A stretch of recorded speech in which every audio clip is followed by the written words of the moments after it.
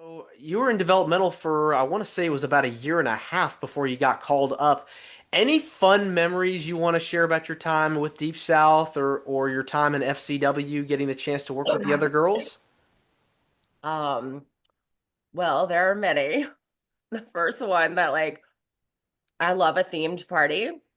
So one of the first ones I can think of was my first birthday that I had at Deep South. I was like, I want to have a pimp party. So I'm made everybody dress like pimps with like the fedora hats and like the suits and like the black pants, whatever.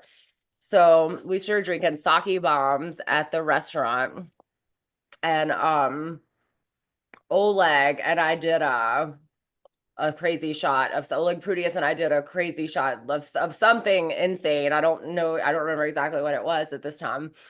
Like an Irish car bomb or something. I'm not a big drinker, so I don't know what it was called.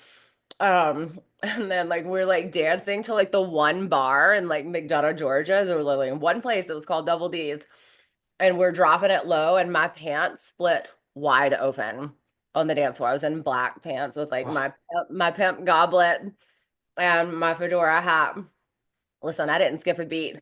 Chantel got on the front of me. Lauren, Angelina got on the back of me, and we like just danced right off the dance floor. Danced right back to the Linda.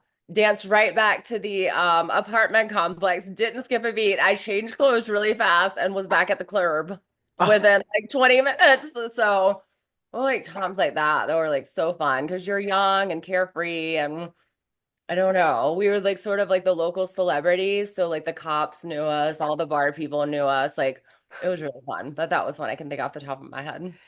yeah, I mean, when you get the chance to be around community and being around your friends, it's those memories that stick with you, for life.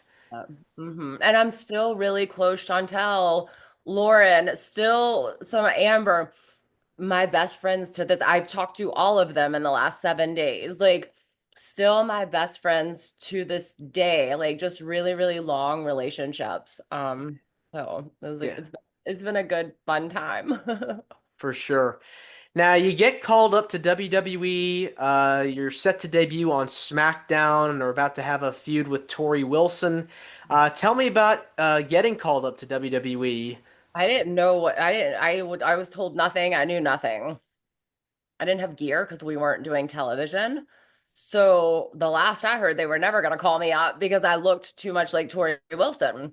So I had had my hair darker for a long time because I was like trying to not look like Torrie Wilson. And then I think one day I woke up and I was like, I was again sort of mentally, spiritually, emotionally sort of like shot. I was done. And I was like, I'm making my hair blonde again. I'm like, I'm tired of like being somebody that like these, the powers that be want me to be. I might go back to who I am. Like I was born with hair this color. Like I'm gonna go back. So I made my hair blonder again. Didn't tell anybody, didn't ask me. I was just like, I'm gonna go back to being me. And then within like a week or two, they like I got a call that I was going on the road. And I was like, wait, what do you mean I'm going on the road? I had 3 days to get ready, but they didn't tell me what I was doing, who I was going to be involved with, nothing. So I had to call Jolene, who is now a full-time WWE seamstress, but I had met her through Malaya Hosaka. She was one of Malaya's friends and seamstress. I think she might have been with TNA at the time. But I was like, oh my God, Jolene, I need a TV outfit. Like I have nothing to wear. Like I'm going to TV in 3 days. And so we threw together an outfit like really, really quickly. Still didn't know what I was doing. Went to TV and they basically told me that I was going to be kind of attacking Torrie Wilson. They didn't tell me that they had the intention on me being her little sister, which I guess like I heard this later, like that I was going to be her little sister and like I don't know if this is true. Like Tommy told somebody else, and then they told me that I was supposed to win the belt. No one told me any of this. Like Mm. I still don't know to this day if any of this is true.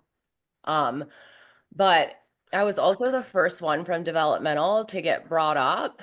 So we all got shipped to FCW. Some people got let go. Some people, whatever happened, happened. I was now in FCW with like the Bellas and Natty. I think Natty and I were still the only two left standing from Deep South. So they call me up and I'm like the first out of my class. There's no social media then to where I could form any friendships or like, so I like go up and I'm like, I felt like I was like bullied.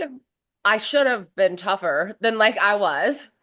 I should have like had tools. I probably likely should have told like a higher up what was happening, but I'm also from the generation that like we don't tell what you don't if somebody's being shitty to you, you either tough it up, like tough it out or like go. And after 2 weeks of that, I was supposed to be on a 3 week European tour, and I said, "Oh, there is no way that I Mm. can go on a 3 week. These people are going to destroy me." And it was hard for me because I would like, again, I'm from a small town. I was always on homecoming court and cheerleader and very popular, same on the indies.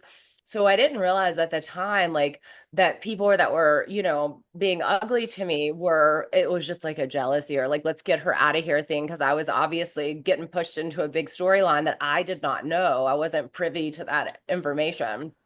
So I ended up quitting before a 3 week European tour. Ah, I'm so sorry. Thank you. Um, It's okay.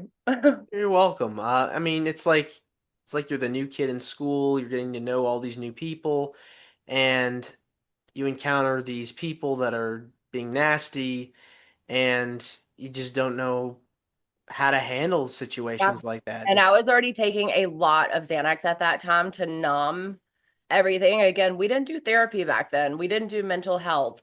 So it was really challenging and I was on so much Xanax that I couldn't feel anything. So I was like, screw it. I'm just gonna like walk away. And it was, yeah.